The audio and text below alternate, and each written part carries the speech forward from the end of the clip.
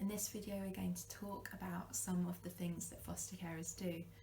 And I said right at the beginning when defining fostering, I said it's about looking after children on behalf of the local authority. So I've broken that down into firstly looking after children, and then secondly the on behalf of the local authority bit. So firstly then, looking after children is looking after children. It's all those things that you would associate with normal kind of parenting activities. Promoting education, making sure they're fit and healthy, helping them meet their developmental milestones, having fun, helping them develop a sense of who they are as they explore new hobbies and interests. And then secondly, there's what I've called corporate parenting. This is the kind of the professional aspect of the role, if you like, the looking after children on behalf of the local authority. And so there are lots of meetings that you have to attend as a foster carer, meetings with your social worker, with the child's social worker, meetings to review the plans for the child and check that everybody is doing what they're meant to be moving things forward. You might be taking a child to have therapy. Lots of our children will have contact with the Child and Adolescent Mental Health Service, CAMHS, at some point or another throughout their time in care. It's important that you keep logs, providing a record of the child's time with you, and there are a number of different reasons why logs are important. Firstly, it's a safety measure for yourself. In case any complaints or allegations are made, you can look back at your log and provide a record of your account of events. But also they're really important for the children to have access to at a later point. So children who've spent time in care upon reaching adulthood have a right to access their records, and your logs would form part of those records and really help to kind of bring to life their childhood and help them to have an understanding of what they were like when they were 3, 7, 15, and aspects of their personality will shine through more in your logs than in other parts of their records, things like court statements, which have to be a bit more formal.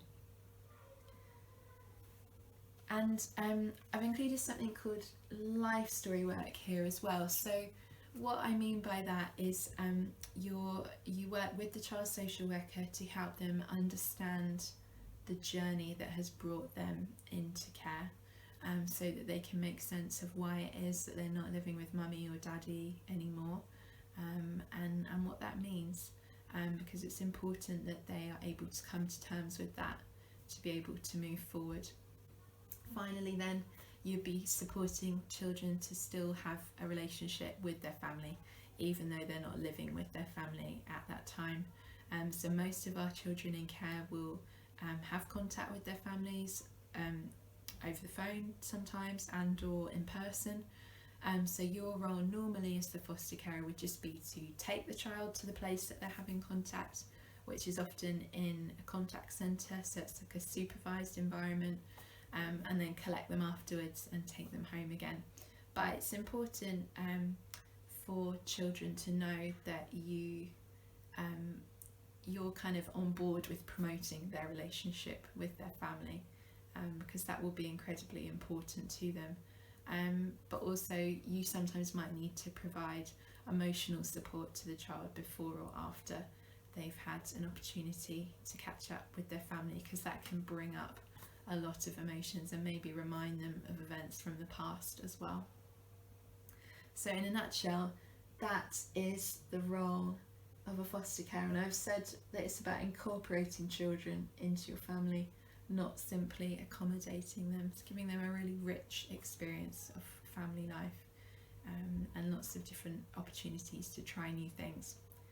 So how long do you do that for then? I'm just briefly going to mention different types of fostering. So generally we break it down into short-term or long-term fostering, and people always ask, well, how short is short-term, how long is long-term? It's really hard to say, but we would say short-term it's anything from 1 night through to 2 years. So often this might be a child's first time in care, so sometimes we would know quite a lot about the child if it's a family that social workers have been working with.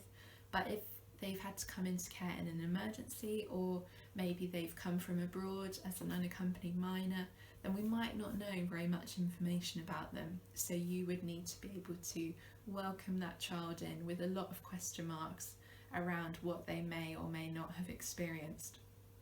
And generally a child might be in a short-term placement while longer term plans are being made. So there might be court proceedings going on, and a judge might have said, okay, I'm in agreement for this child to come into care temporarily, but they would give the parents a set amount of time to try and make some changes so that hopefully the child could then go back home in the longer term, or maybe to another family member. If, however, that doesn't work out and the long-term plan is that a child is going to stay in care, then we'd be looking at trying to find a long-term placement for them to offer them a bit more stability. So that might be looking at caring for a child for 10 plus years until they reach adulthood and move out of your home and into a more independent setup.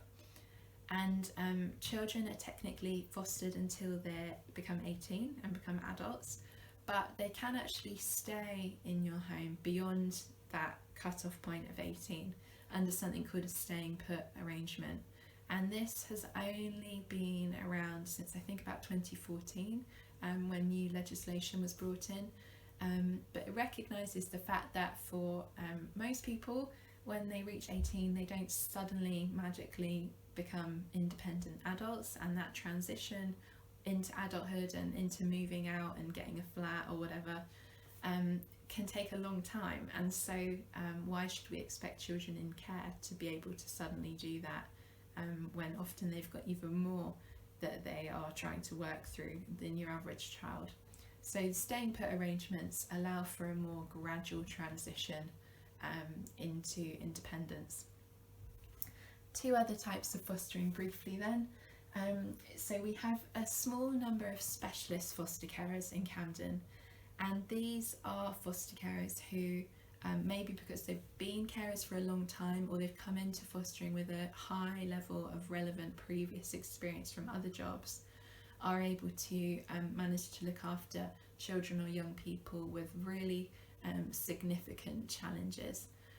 So these young people are probably not going to be going to school regularly.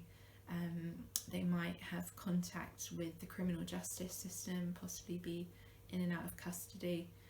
So for our specialist foster carers, they're paid a higher rate to look after these children and young people, but on the condition that they're not able to be doing any other work at the same time, because it's they need to be around to be more hands-on, particularly for people that are not engaging in education regularly.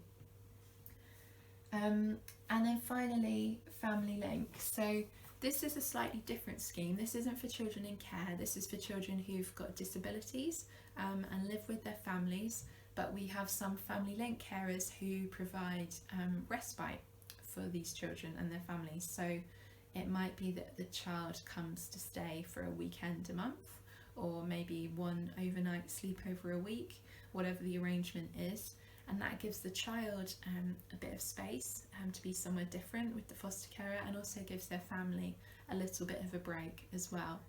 So that's a slightly different scheme, because you not only form a strong relationship with the child, hopefully over many years of supporting them, but also with their family as well, because you're providing a really invaluable service to the whole family.